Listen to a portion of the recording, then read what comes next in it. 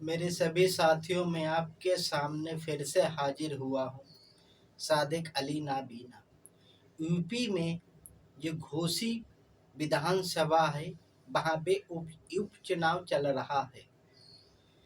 वहाँ पे मुस्लिमों की घरों की बिजलियाँ काटी जा रही हैं और मदरसे में घुस के बच्चों को मारा जा रहा है और वहाँ के जो पढ़ाने वाले टीचर हैं, उनको उठा के पुलिस थाने में बिठाया जा रहा है। ये दोगले लोगों का काम है। ये संविधान विरोधी, लोकतंत्र विरोधी वाले लोग हैं। ये भारत के संविधान को बिल्कुल नहीं मानते। चुनाव आयोग वो भी भाजपा की रखेल बन चुका है, उसके इशारे ही पे काम करता है। मेरे भारत के सभी साथियों, दलित, आदिवासी, सिख, ईसाई, मुस्लिम सभी लोगों से मैं अपील करता हूँ, देख लो कि इन भाजपाइयों का गुंडा राज कैसा उत्तर प्रदेश में चल रहा है। ये देश के संविधान को नहीं मानते, न देश के लोकतंत्र को। यही गुंडे राज, ये गुंडे लोग हैं, बाबा साहेब के खुले दुश्मन हैं। हम सबको मिलकर लड़ाई लड़नी पड़ेगी। जहाँ पे थोड़े से भी मुस्लिम समाज के लोग ज़्यादा दिखते हैं और इनकी पार्टियों को वोट नहीं देते हैं, तो ये इसी तरीके से गुंडागर्दी करते हैं। अगर हम सब लोग खामोश बैठे रहे तो ये काम नहीं चलेगा कि आगे की और भी चुनाव आएंगे जहाँ पर मुस्लिमों की संख्या ज़्यादा होगी। जैसे रामपुर में देखा गया था कैसे गुंडागर्दी करके चुनाव वहाँ पे इन गुंडे लोगों ने जीता और न हाई कोर्ट, न सुप्रीम कोर्ट, न चुनाव आयोग कुछ भी नहीं कर सका। हमारी तो यही राय है कि कब तक खामोश बैठने से काम नहीं चलेगा। संविधान अब बातों से नहीं बचेगा, ये हमें खूब लगता है। अब हम सबको मिलकर अपने हाथों में लाठियां उठा लेना चाहिए। ये मनुवादी लोग, आरएसएस की विचारधारा वाले लोग, अगर तुम्हारे घर की बिजली काटने आए, तुरंत इनके ऊपर लाठियां बरसाना चालू कर दो। जो होगा वो देखा जाएगा।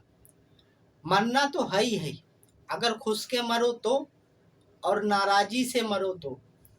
कुछ भी कब तक जुल्म सहते रहोगे? जुल्म सहना भी एक गुनाह है और पाप है।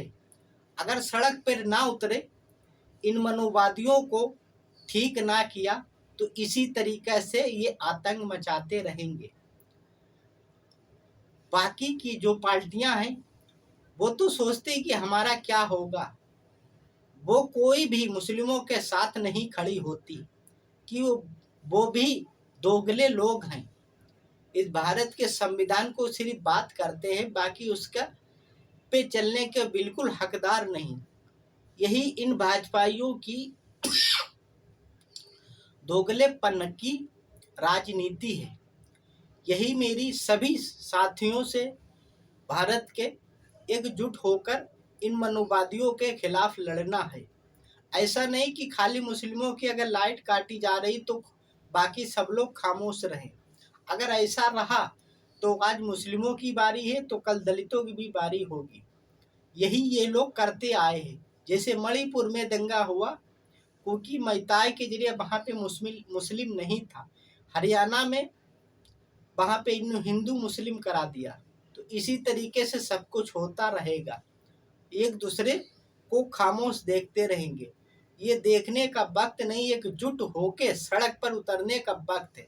चाहे सामने कोई भी डीएम चुनाव आयोग क्यों ना आ जाए, उसके ऊपर जब तक लाठियां नहीं बरतेंगी, जब तक ये काम नहीं चलने वाला है। इनको सबक नहीं सिखाओगे, सड़क पे नहीं उतरोगे, तब तक काम नहीं चलने वाला है। मेरे सभी साथियों, मैं आपसे निवेदन करता हूँ, अब खामोश रहने का वक्त नहीं है। इससे ज़्यादा शर्मनाक क्या घटना होगी? अभी रामपुर के उपचुनाव में यही हुआ था। वहाँ पे दूसरी जगह स्वार सीट पे यही हुआ था। अब ये घोसी की विधानसभा उपचुनाव में यही हो रहा है। ये दोगले लोग हैं, ये संविधान विरोधी हैं, ये देश के गद्दार हैं, महात्मा गांधी के हत्यारे, नाथूराम गोडसे के पुजारी। जब तक इनकी लाठियों से पूजा नहीं की जाएगी, जब तक इन्हें होश नहीं आएगा। मेरी सभी साथियों से अपील है, डरने की बिल्कुल ज़रूरत नहीं। अब हम सबको मिलकर एकजुट होकर लड़ाई लड़नी है और अपने भारत के संविधान को हर हालत में बचाना है। मारना नहीं है, जान से बिल्कुल भी नहीं मारना, सिर्फ इनके ऊपर लाठियां, इनकी हड्डी तोड़ना है बस, और कुछ नहीं।